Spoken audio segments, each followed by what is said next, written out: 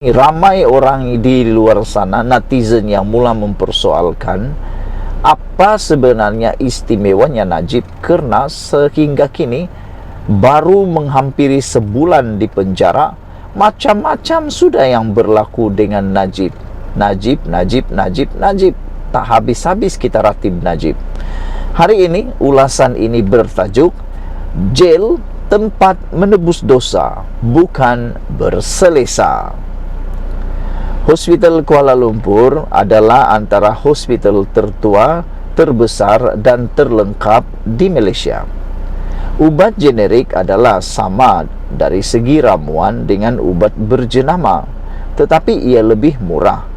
Kalau banyak duit, belilah sendiri ubat berjenama.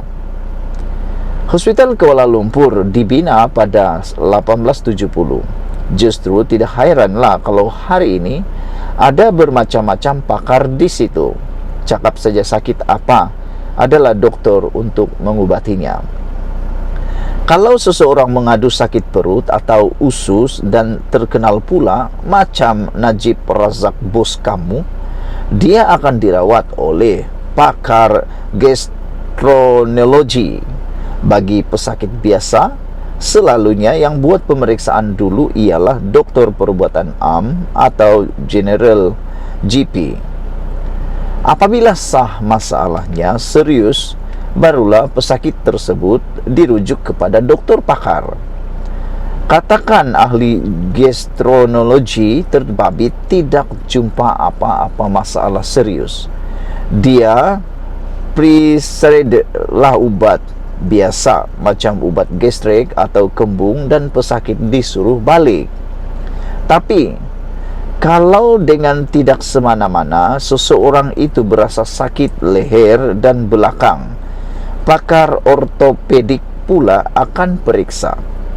Perubatan ortopedik ini berkaitan dengan otot, rangka, tulang, sendi, ligamen, tendon, otot dan saraf. Boleh beli ubat sendiri. Untuk lebih meyakinkan, dia juga mungkin diperiksa oleh pakar neurologi, yaitu berkaitan sistem saraf pusat dan periferi otot, otak, tulang belakang dan tisu penyambung di sekelilingnya. Katakan, setelah diperiksa oleh semua jabatan perubatan yang ada di Hospital Kuala Lumpur, tapi tak jumpa sebarang masalah luar biasa, pihak hospital atau pesakit sendiri boleh cadangkan supaya dia dirujuk kepada pakar psikiatri di klinik psikiatri dan kesihatan mental Hospital Kuala Lumpur. Manalah tahu dia mengalami masalah psikiatri ataupun masalah mental. Psikiatri ini ialah kajian dan rawatan berkenaan penyakit mental, gangguan emosi dan kelakuan aneh. Tapi tentulah tidak ramai pesakit mahu mengaku dia mengalami masalah mental. Namun, adalah biasa bagi kita mengalami tekanan jiwa dan gangguan mental dalam keadaan tertentu. Tapi, kalau kita kaitkan semua itu dengan Najib, ia adalah tidak perlu sebab kesihatan dia berstatus okey. Macam kata Ketua Pengarah Kesihatan Dr. Nur Hisham Abdullah. Dalam satu kenyataan media, Dr. Nur Hisham Abdullah berkata, Najib disahkan sihat sebelum dilepaskan dari Hospital Kuala Lumpur. Najib dimasukkan ke Hospital Kuala Lumpur pada 9 September sebagai kes bukan kecemasan, non-emergency case, bagi memastikan kesehatannya berada di tahap terbaik. Menteri Kesihatan Khairi Jamaluddin pula berkata, mengikut peraturan penjara, banduan hanya boleh dirawat di hospital kerajaan. Tapi Khairi kata boleh beli ubat sendiri kalau tidak mahu ubat yang dibekalkan hospital kerajaan. Semua ini boleh dijadikan pengajaran. Kalau tidak mahu disiasat, ditangkap, dibicarakan dan dipenjarakan, janganlah lakukan jenayah. Penjara bukan istana, ia adalah tempat menghukum dan memulihkan penjenayah. Ditulis oleh Kadir Jasin, bekas Ketua Pengarah Kumpulan The New Street Times. Selain daripada itu, kita juga nak ulang sekali lagi nasihat kepada Najib bahawa penjara tempat menebus dosa, bukan untuk berselesa. Hospital Kuala Lumpur telah dibina yang antara tertua, terbesar dan terlengkap di Malaysia. Ubat generik adalah sama dengan dari segi ramuan dengan ubat berjenama, tetapi ia lebih murah. Kalau banyak duit, belilah sendiri ubat berjenama. Aku nak ulas di sini, Hospital Kuala Lumpur tu hospital kerajaan yang mana yang datang ke sana tu adalah penduduk Malaysia yang kebanyakan. Bila cakap kebanyakan bermaksud ianya adalah untuk mereka yang berpendapatan purata. Oleh sebab itulah ubat yang ada di sana itu menggunakan ubat generik, yang mana ubatnya lebih murah dan tetapi kualitinya sama dengan ubat yang ada di hospital swasta atau berjenama. Hospital Kuala Lumpur dibina pada 1870. Justru tidak heranlah kalau hari ini ada bermacam-macam pakar di situ. Cakap saja sakit apapun adalah doktor untuk mengobatinya. Makna kata Najib dihantar Hospital Kuala Lumpur bukan hospital yang salah. Hospital yang dirujuk, tempat Najib dirujuk adalah hospital yang terbaik, menawarkan semua perkhidmatan yang terbaik. Jadi buat apa ke IJN kalau tak perlu ke IJN? Itu persoalan dia. Adakah mau menikmati yang lebih mewah? Kalau seseorang mengadu sakit perut atau usus dan terkenal pula macam Najib Razak, dia akan dirawat oleh pakar gastroenterologi. Bagi pesakit biasa selalunya yang buat pemeriksaan dulu ialah doktor perubatan am. Apabila sah masalahnya serius, barulah pesakit tersebut dirujuk kepada doktor pakar.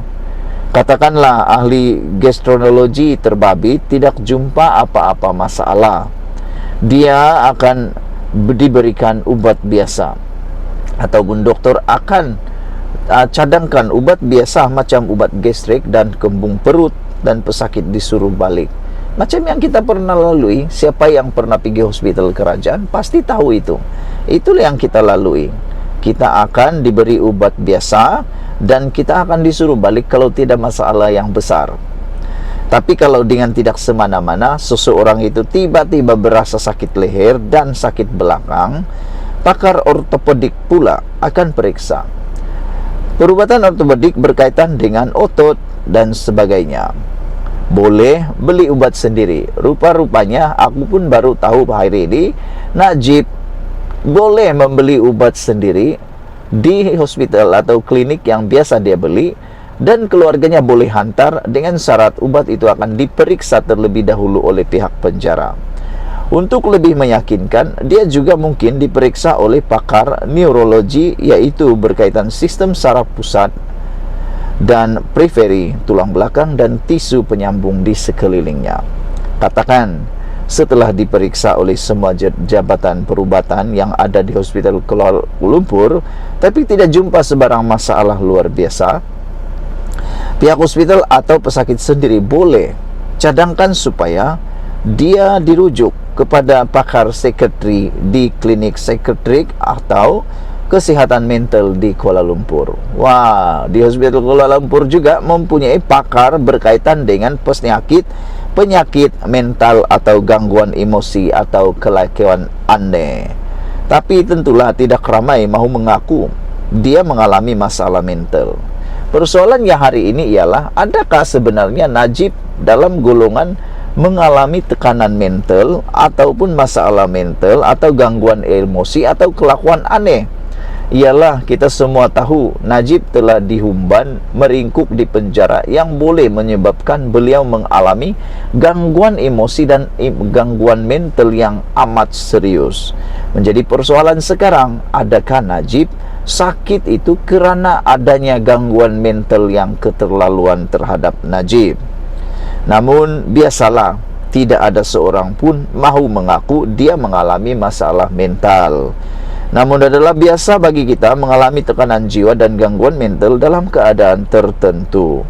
Tapi kalau kita kaitkan semua itu dengan Najib, ia adalah tidak perlu, sebab Kesehatan dia berstatus A-OK, macam kata Ketua Pengarah Kesehatan Dr. Nur Hisham Abdullah. Dalam satu kenyataan media, Nur Hisham berkata, Najib disahkan sihat sebelum dilepaskan dari Hospital Kuala Lumpur. Najib dimasukkan ke Hospital Kuala Lumpur pada 9 September dan bukan sebagai kes kecemasan, dan Najib juga dikatakan berada dalam keadaan kesehatannya terbaik.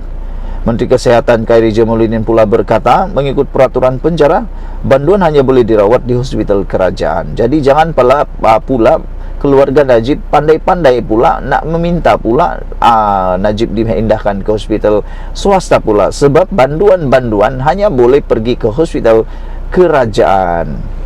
Tapi Khairy kata boleh beli ubat sendiri, dan kalau tidak mahu ubat yang dibekalkan oleh hospital kerajaan. Semua ini boleh dijadikan pengajaran. Kalau tidak mahu disiasat, ditangkap, dibicarakan dan dipenjarakan, janganlah lakukan jenayah. Penjara bukan istana, ia adalah tempat menghukum dan memulihkan penjenayah. Ditulis oleh Kadir Jasin, bekas Ketua Pengarang kumpulan The New Street Times yang pernah menjadi penasihat media Perdana Menteri. Sekian dulu, kita jumpa lagi. Malaysia kita punya, kita juga sama-sama cintai Malaysiaku. Bye-bye.